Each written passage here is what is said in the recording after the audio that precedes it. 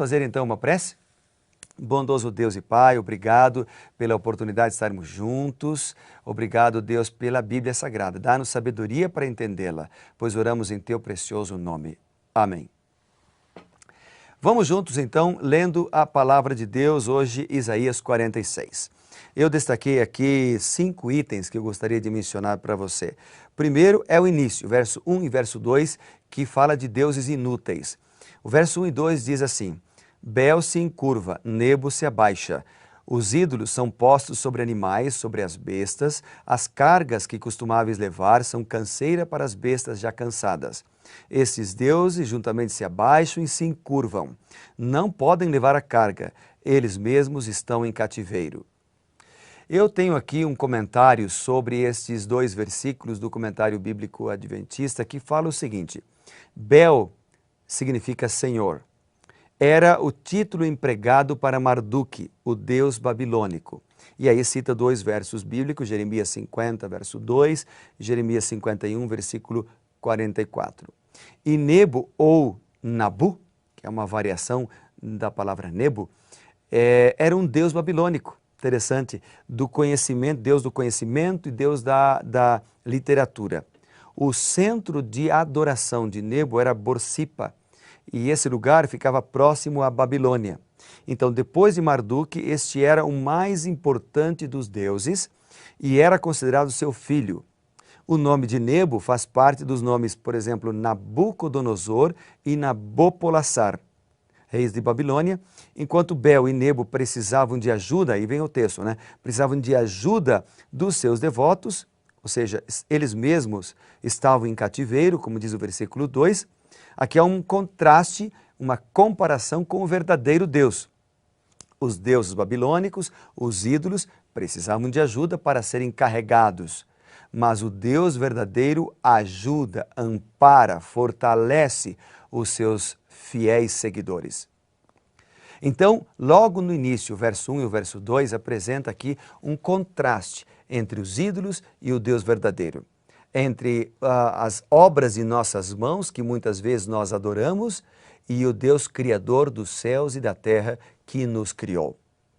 Sabe, nós fazemos de coisas os nossos ídolos muitas vezes. Muitas vezes o dinheiro é o nosso ídolo. Ou um ator de televisão pode ser o nosso ídolo. Ou um time de futebol pode ser o nosso ídolo. Outras vezes o trabalho pode ser o nosso ídolo. Trabalhamos tanto que esquecemos de dar tempo para a família, para Deus, para os amigos, para o esporte, para as coisas boas da vida. Por isso, precisamos ter cuidado e ter prioridades na vida, colocando sempre primeiro Deus, a família logo em seguida. Então, depois você vai estabelecendo as suas prioridades. A saúde pode vir também como prioridade máxima da sua vida. E muitas vezes nós esquecemos disso porque nós temos ídolos modernos.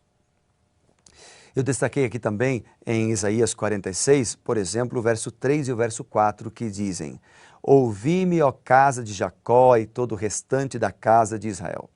Vós, a quem desde o nascimento carrego e levo nos braços desde o ventre materno. Até a vossa velhice eu serei o mesmo, e ainda até as cãs eu vos carregarei.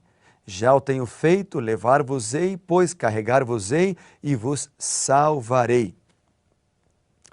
Que lindo esses 2 textos. Deus nos leva nos braços. Deus carrega cada um de nós nos braços. E veja, o texto diz assim, você vai passar, você vai envelhecer. Quando o texto diz assim, até as vossas cãs, significa até a vossa velhice. Ou seja, desde o ventre materno até a vossa velhice, até a morte, eu estarei contigo. Você vai envelhecer, mas o texto bíblico diz, eu serei o mesmo. Porque conforme diz Hebreus capítulo 13 e o versículo 8, Deus não muda. Deus é o mesmo ontem, hoje e o será para sempre. Por isso, nós podemos confiar nele. Por isso, nós não precisamos temer. Se nós confiarmos em Deus e formos fiéis, Ele cuidará de nós em todos os momentos.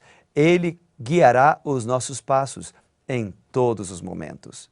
Seja fiel, confie no Senhor, entregue sua vida a Ele Tudo bem? Tudo ok? Vamos em frente então. Eu destaquei aqui ainda outro texto, outra lição que eu aprendi em Isaías 46. O verso 5. O verso 5 diz assim, ó, a quem me comparareis para que eu lhe seja igual? Olha que frase. E que coisa semelhante confrontareis comigo? É Deus falando aqui. Então não há como comparar, o verso 5 diz que não há como comparar Deus com outros deuses, porque Ele é soberano, Ele é superior, Ele está acima de todas as coisas. Deus é maior que tudo.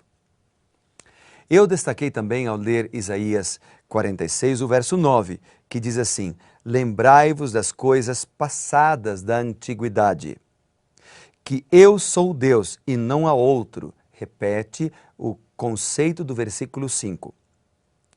Eu sou Deus e não há outro semelhante a mim. Verso 10. Que desde o princípio anuncio o que há de acontecer e desde a antiguidade as coisas que ainda não aconteceram. Que digo, o meu conselho permanecerá de pé. E aí diz, farei toda a minha vontade. Ou seja, Ele é soberano, ele tem completo domínio sobre todas as coisas. Então, o que esses dois versículos estão falando principalmente para mim é que Deus, no verso 10, Deus é um Deus do passado. Ele diz aqui, lembrai-vos das coisas da antiguidade, das coisas passadas. Deus é um Deus do passado, esteve presente lá na história. Mas o versículo 10 diz que Deus é um Deus do futuro. Ele conhece todas as coisas que ainda vão acontecer. Ele não está preso ao tempo. É diferente de você, é diferente de mim. Ou seja, assim como no caso de Ciro, lembra que nós falamos aqui, a Bíblia mencionou, ele 150 anos antes do seu nascimento anunciou a vinda e a atuação de Ciro, assim também Deus conhece o futuro a respeito de nós. Outro dia alguém me perguntou, pastor, mas se Deus sabe que eu vou me perder no futuro, então por que esse Deus ainda apela ao meu coração? Por que Ele apela ao meu coração se Ele sabe que lá no futuro eu vou traí-lo? Na verdade, isso revela o grande amor de Deus. Deus sabe se eu vou me perder ou não, mas Ele continua apelando ao meu coração. Ele envia anjos para me proteger. Através do Santo Espírito de Deus, Ele diz, esse é o caminho, andai por ele. E isto revela, na verdade, o amor de Deus, o grande amor de Deus. Porque se você soubesse que uma pessoa iria traí-lo, ou iria traí-la, qual seria a sua atuação? Qual seria a sua atitude? Certamente, nós que somos humanos, pecadores, né? Provavelmente nós não agiríamos da mesma forma. Provavelmente nós agiríamos diferente com essa pessoa. Talvez não confiaríamos mais nela, porque eu saberia que ela irá ou iria me trair. Mas Deus ama aos seus filhos. Ele conhece a cada um de nós, intercede por nós, está do nosso lado, independentemente do que nós fazemos ou deixamos de fazer. Ele nos ama porque a sua natureza é amor. Até a destruição dos ímpios, a erradicação do mal, será feita por causa do amor. Por amor de seus filhos, Ele vai erradicar o mal. Por amor do seu nome, Ele vai erradicar o mal. Para preservar aqueles que são fiéis, Ele vai limpar a terra de toda a escória, de todo tipo de maldade e vai purificar esse planeta, criando em um novo céu, uma nova terra. Então, o capítulo 46, poderíamos dizer que, além de apresentar a tolice dos ídolos em contraste com a adoração ao Deus verdadeiro, o capítulo 46, ele apresenta as vantagens de servir a Deus. O capítulo 46 mostra que Deus é maior que tudo. E pensando nisto, eu quero fazer um convite para você hoje. Um convite para você de fato fazer de Deus o primeiro na tua vida, devolvendo a Ele aquilo que lhe pertence, entregando o teu coração nas mãos de Deus, entregando a tua casa nas mãos de Deus. Pare de correr, pare de fugir, pare de andar longe de Deus. Pare de se afastar do Senhor, pare de ter preguiça de orar, pare de ter preguiça de ler a Bíblia. Faça hoje um compromisso sério de ser mais fiel, de ser mais consagrado, de ser mais dedicado. E esse Deus que pode todas as coisas, abrirá as portas, cuidará de ti e te abençoará. Amém? Pensando nisso, eu quero agora então orar por você, orar pela tua família também. Vamos fazê-lo? Bondoso Deus, abençoa os meus amigos que oram comigo agora, abençoa eles e a mim, as nossas famílias, cuida da gente, perdoa os nossos pecados e transforma a nossa vida. Nós oramos em nome de Jesus. Amém.